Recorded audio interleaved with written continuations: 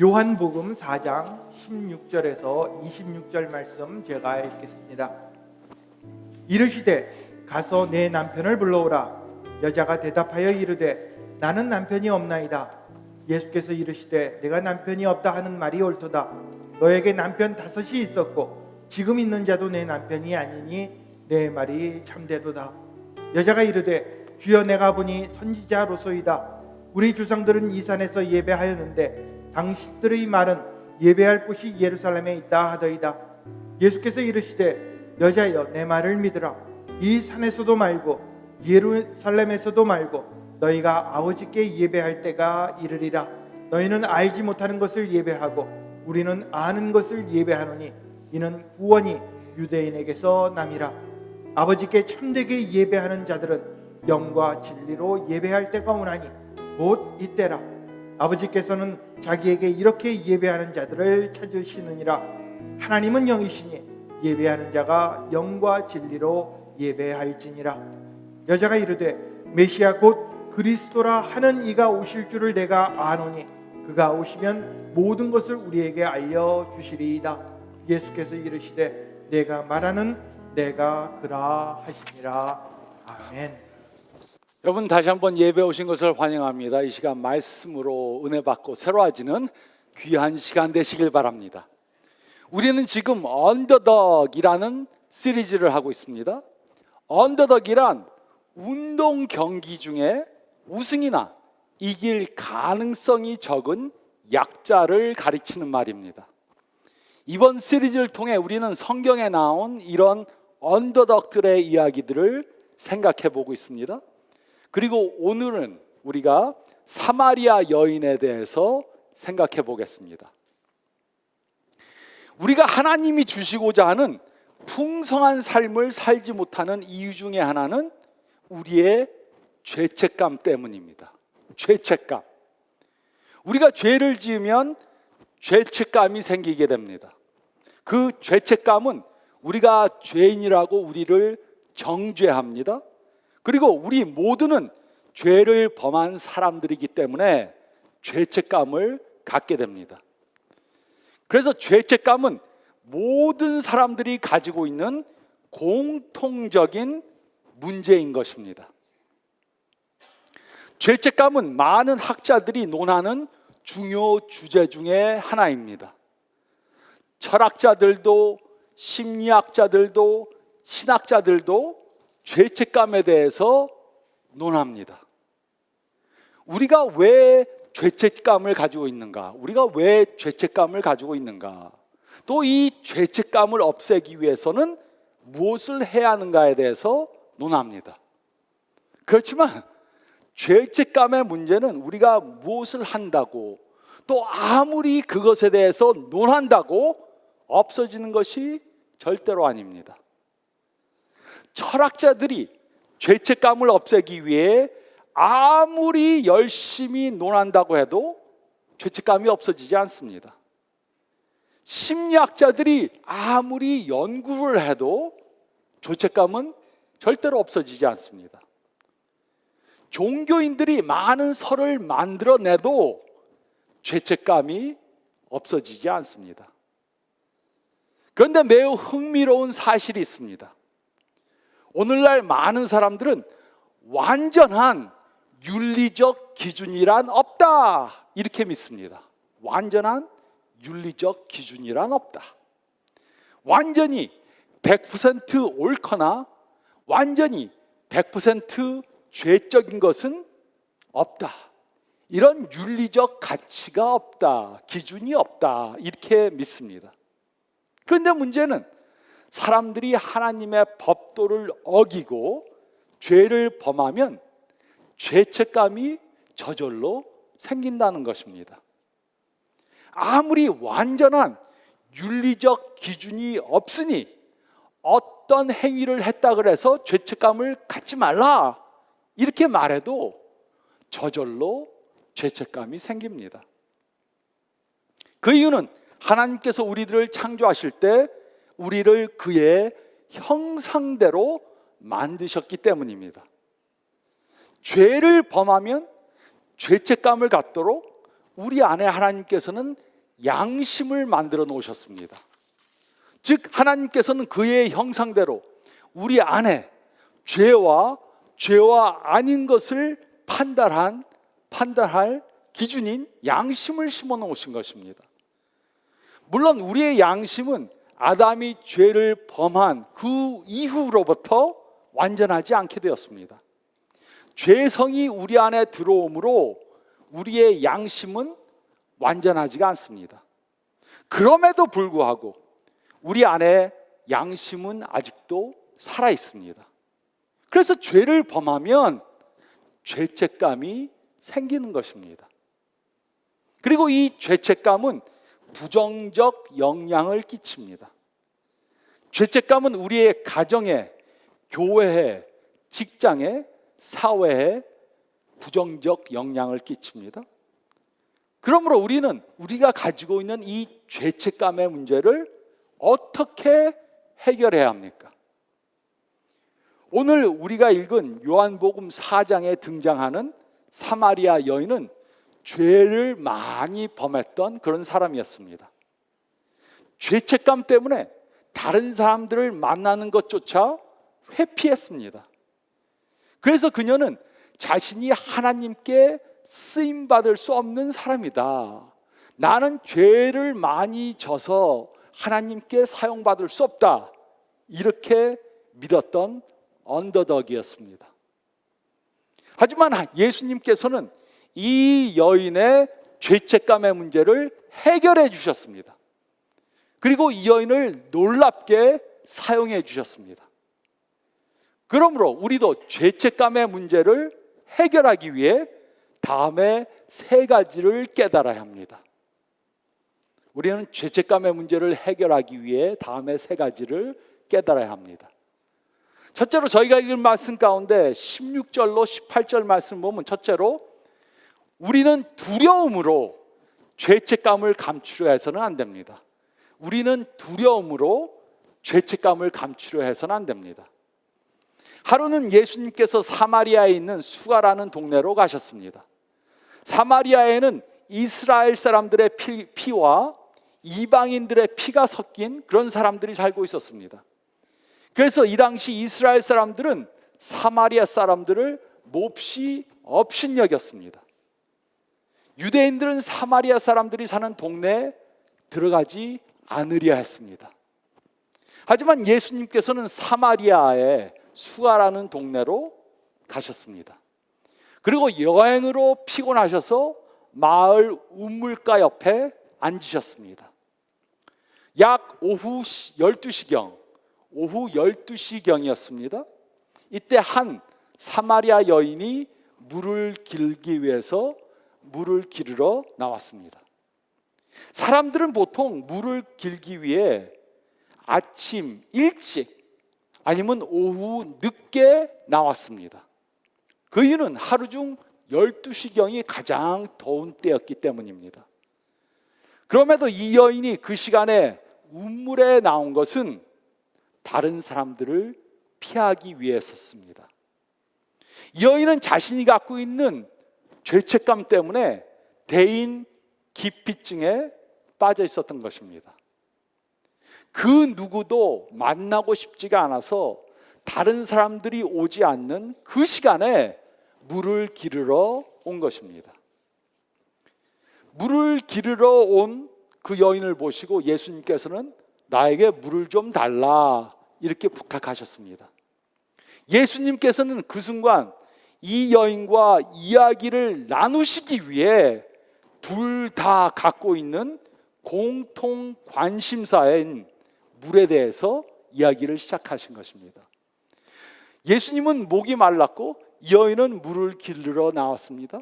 그래서 둘 다 물에 관심이 있었기 때문에 물에 대한 대화로 말씀을 시작하신 것입니다. 그런 이후에 이 여인의 개인적 문제에 대해서 언급하셨습니다. 그것은 바로 이 여인의 결혼 문제였습니다.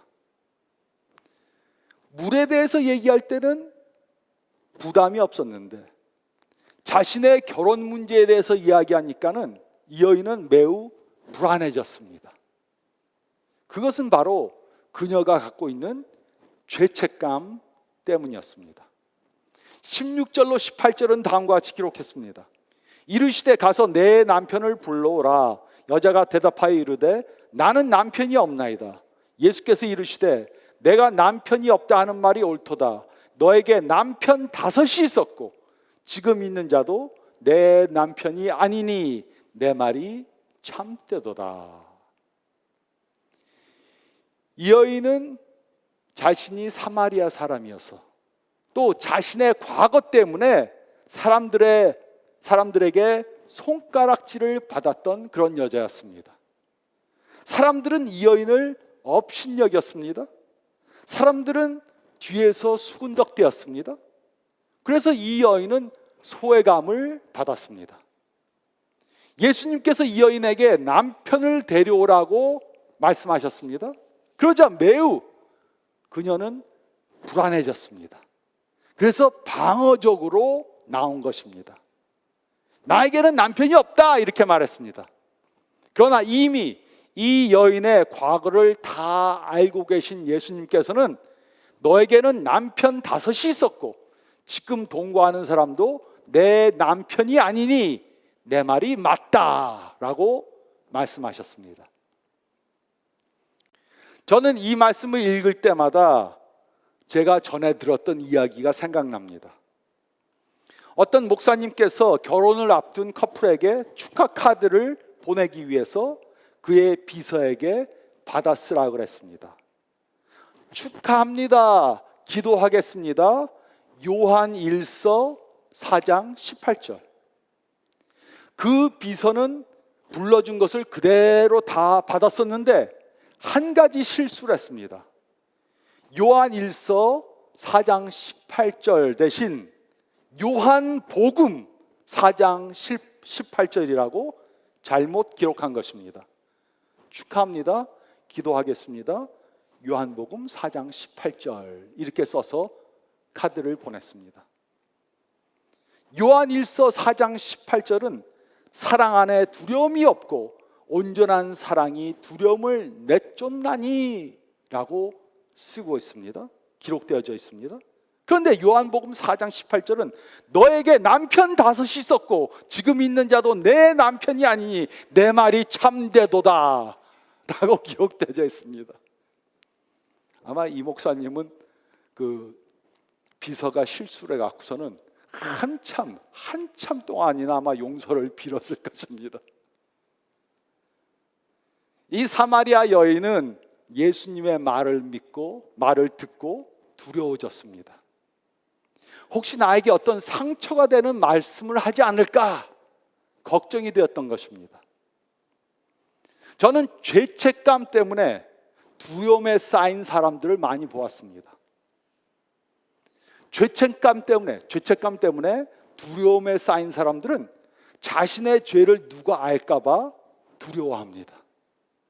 아무도 자신에 대해서 말하지 않는데 사람들이 말하고 있는 것을 보면 내 말을 하고 있다 이렇게 의심을 합니다. 어떻게 해서라도 자신의 죄를 감추려고 합니다. 하지만 아무리 감추려고 한다고 자신의 죄 때문에 갖고 있는 죄책감이 없어지는 것은 절대로 아닙니다. 우리는 두려움 때문에 죄책감을 감추려고 해서는 안 됩니다. 우리는 두려움으로 죄책감을 감추려고 해서는 안 됩니다.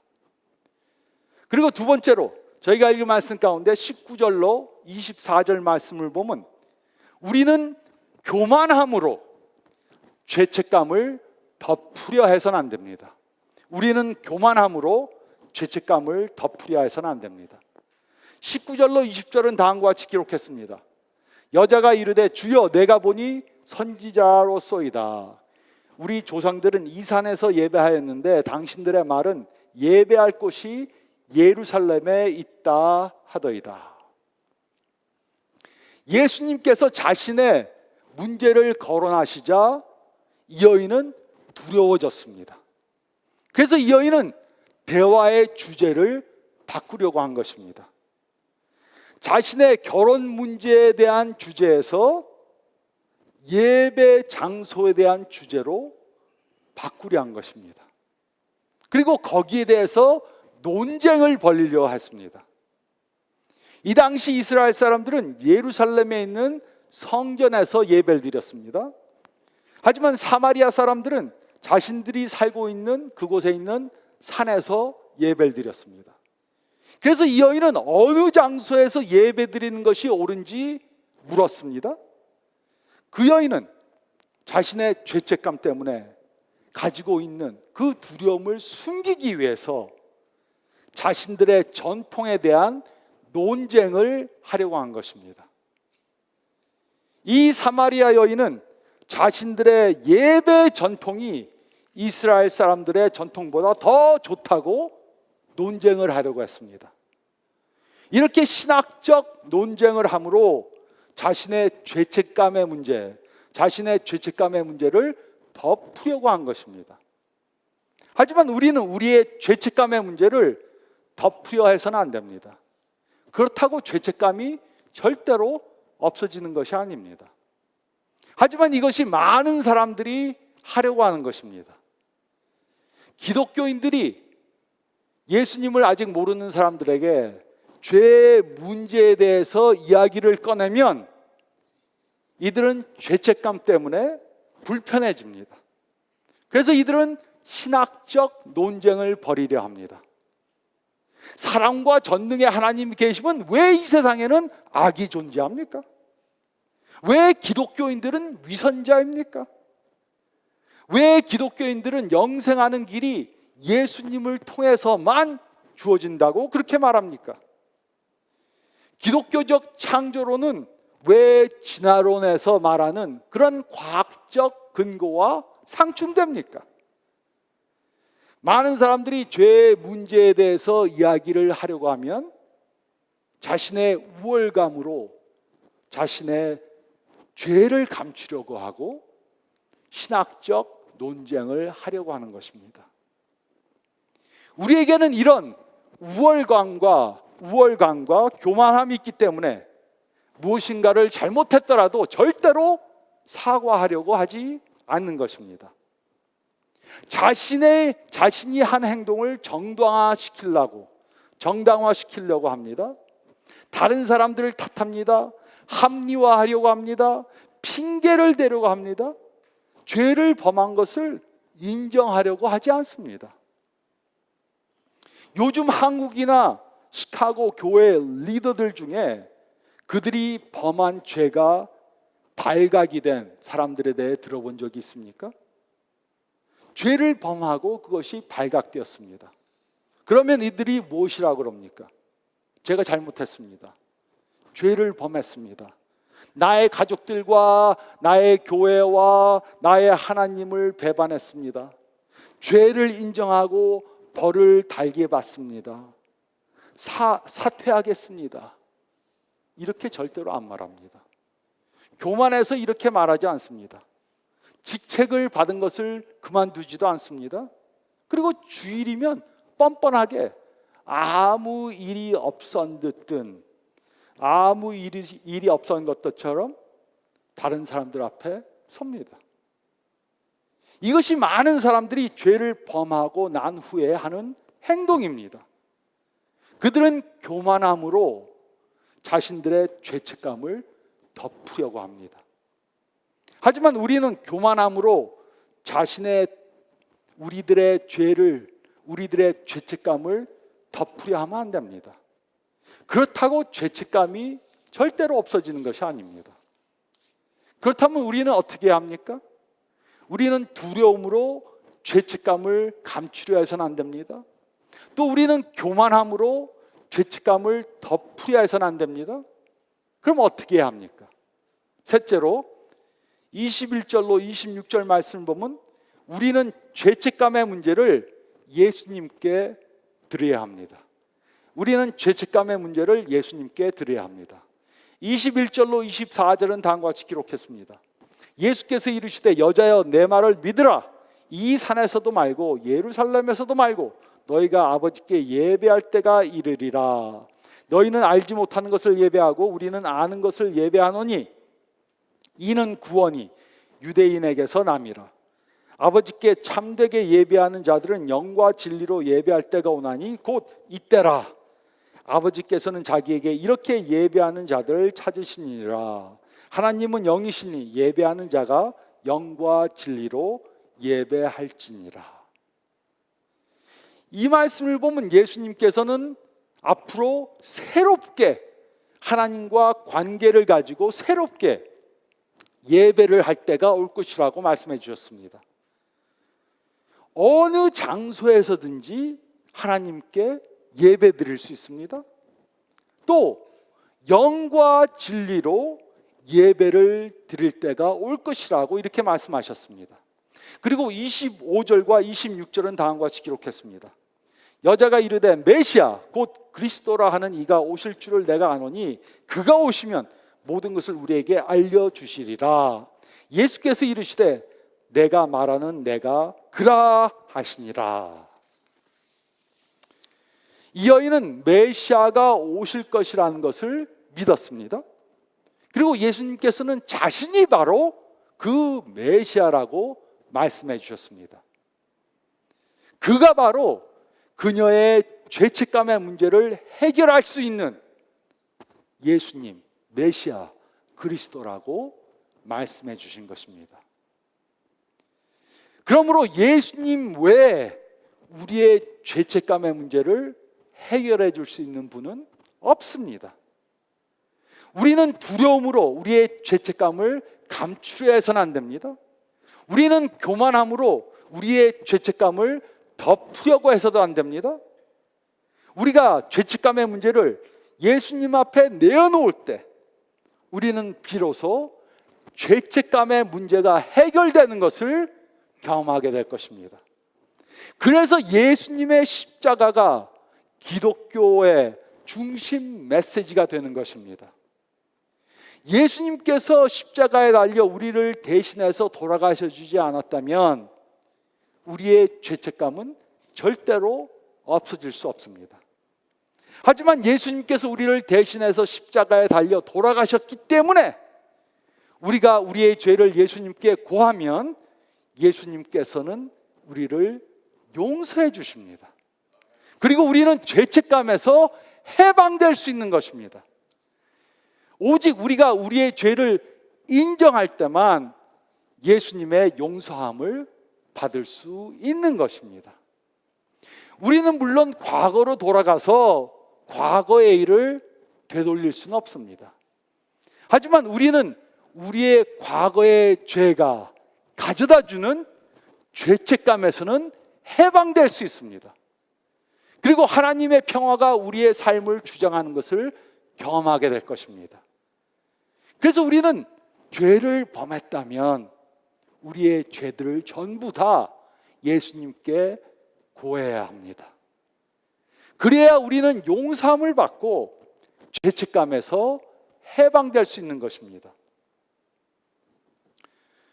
지난주에 제가 이런 뉴스를 들었습니다. 얼마 전 한 학교에서 총격 난사 사건이 있었습니다. 많은 학생들이 죽었습니다. 한 여자 학생이 자신의 생명을 보존했지만 친구들을 많이 잃었습니다. 그래서 생존자의 죄책감에 빠졌습니다. 많은 친구들이 죽었는데 자신이 산 것에 대한 죄책감을 갖게 된 것입니다. 그래서 결국 1년이 지났는데 지난주에 자신의 생명을 스스로 끊었습니다. 그 여자 학생은 기독교인이 아닌 것 같았습니다. 뉴스에 사진이 나왔는데 진화론이라고 쓴 티셔츠를 입고 있었습니다.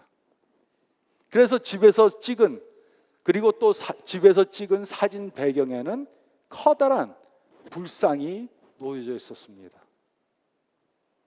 저는 그 뉴스를 듣고 매우 안타까웠습니다. 저는 제 아내한테 이렇게 말했습니다. 누군가 저 학생에게 하나님께서 분명히 어떤 목적이 있어서 너를 살려주셨다. 지금은 이해가 다 안 되지만 언젠가는 하나님께서 모든 것을 이해하도록 해주실 것이다. 예수님께 모든 것을 다 고하면 예수님께서는 모든 죄책감들을 다 없애줄 것이다. 예수님께서는 너를 무한히 사랑하고 계신다. 이렇게 말해줘야 되는데 아무도 말해주지 않은 것 같다. 제가 이렇게 말했습니다. 예수님 없이는 죄책감을 없앨 수 없습니다. 우리 주위에는 죄책감 때문에 고민하는 사람들이 있을 수 있습니다. 우리의 가족, 친지, 친구, 동료 중에 죄책감을 가지고 있고 고생하고 있는 사람들이 있을 수 있습니다.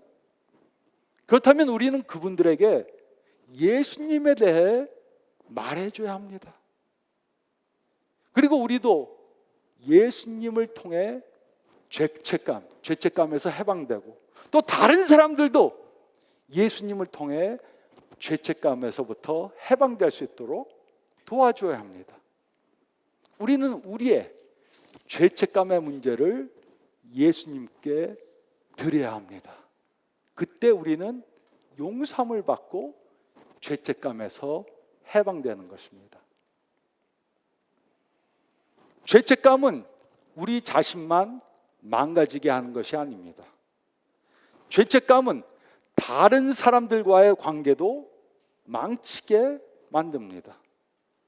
그 이유는 죄를 범하고 나면 다른 사람들도 우리와 비슷한 사람이다 생각하게 되어서 그 사람을 믿지 못하게 되는 것입니다.